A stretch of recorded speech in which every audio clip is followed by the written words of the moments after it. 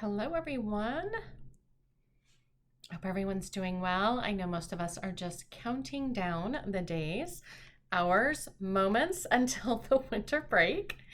I'm Jenny von Zurich. Thanks so much for hanging out with me. All right. So last time I went live, I had talked about the three prongs of eligibility for special education. And I had talked about that the student needed to have a disability that had an adverse impact on their education and that required special education. And I got some great feedback from some people who listened to the last live we did. And it's definitely interesting. So many different states have slightly different language to it, right? So we know that IEDA has all of their language and they use those three prongs, but that each state kind of takes that information and sometimes has some slightly different variation to the language. But that in general, whether we're talking about a learning disability, other health impairment, whether we're talking about autism or intellectual disabilities, that we always want to make sure that the child meets the eligibility criteria, right? Whatever set forth in your state regulation language. And then that there's an adverse impact on the student's educational performance. And then that last piece is require special education. So I wanted to talk again a little bit about that third prong, because I think as school psychologists, pretty good about understanding eligibility criteria.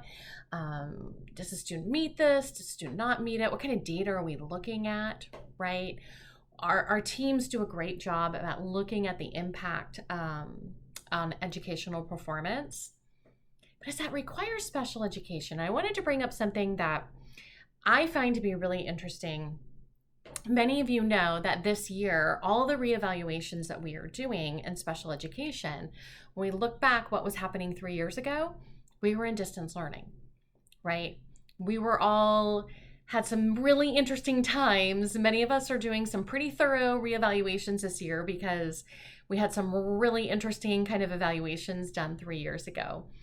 And one of the things that I think is a really interesting kind of thing to be thinking about, even to this day, right? 3 years later, is really that impact of COVID and COVID-related building closures. We know that for most of our schools, we had, what's a nice way of putting it, less than ideal instruction, right?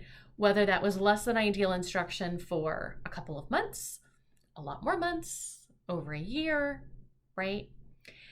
And so one of the things that we are still working through in our schools is how much of what we're seeing as this educational impact is related to what happened 3 years ago in all of our worlds, right? And all the different groups that I get to speak with, we continue to talk about the increased number of referrals that we're getting in special education. And I think that's part of that, right? We have a lot of students, unfortunately, who are still not where we'd like them to be academically, continue to have some behavioral difficulties, and continue to have social emotional concerns, right? So I know I'm recording this moments before winter break starts, if you're not already on it. But whenever you're listening to this, and if the next step that I talk about, if it's no way within your ability to take on this idea right now, just put it in your to-do list whenever you think this might be most helpful. But I think one of the things, we talk a lot in our field about data, right? And there's lots of memes going around, a lot of different Facebook and Instagram about like we're always asking everyone else, show us the data, right? Show us the intervention data, right? But what I want to talk about today is the data that you have. The data you have from the referrals for the last couple of months, right? What are you noticing in regards to any themes? Are we still seeing a lot of learning issues? If so, are they reading? Are they math? We know COVID impacted math more than it did reading. Is that something we're still seeing to this day? We can say there's a lot more mental health concerns. Are you noticing any themes? Are you noticing anything for different grade levels that you work with? Because one of the things we are always thinking about when we get to that third prong, when we're sitting around that table and discussing as a team whether or not the student requires special education, is we know, unfortunately, at some of our schools, we have a lot of students that are behind. And so one of the things I always think about is, what about this particular student that we're evaluating? What about them? It makes you think that this student requires special ed, right? And we talked about last time about having some like context to our data in regards to how's everyone else at this grade level is doing.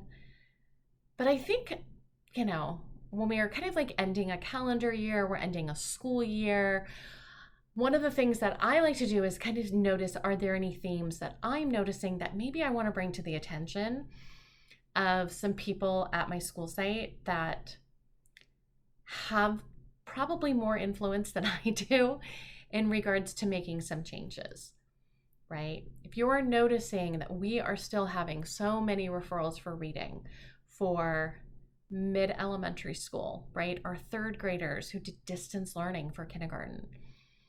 I think sometimes bringing forth that data to the attention of people who are in charge of determining what kind of interventions do we need in general education, right? And it's not just, I've noticed more referrals, right? But we love data. Other people in education love data as well. So this might be a good time, or again, you might just be counting down the hours till break. And you might want to put this on your fun to-do list when you come back into the new calendar year, or whenever you're listening to this. What is your data telling you about what are still these concerns at our school site?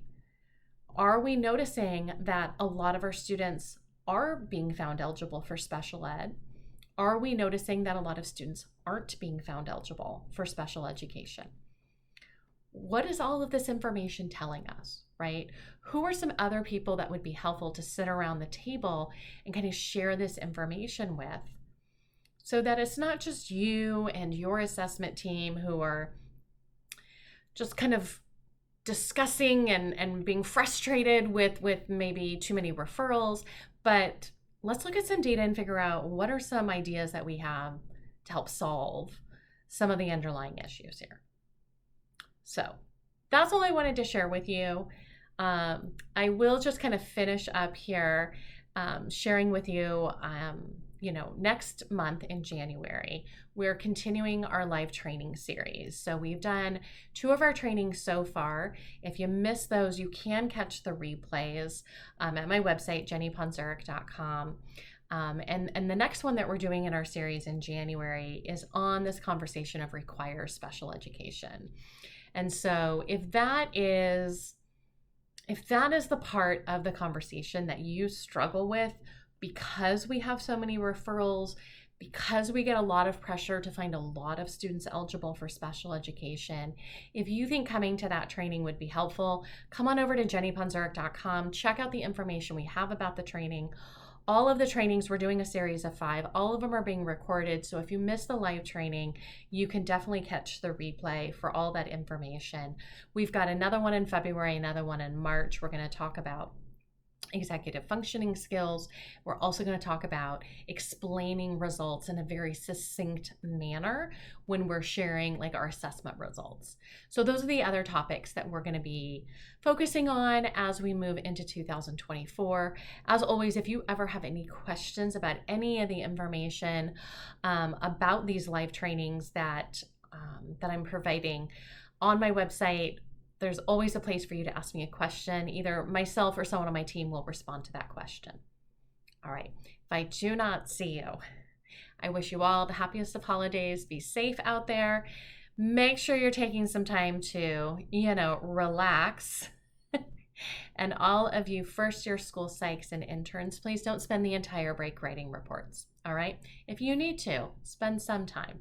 But Figure out what you're going to do to help rejuvenate yourself so that we can all walk into 2024 ready. All right. I will see you all later.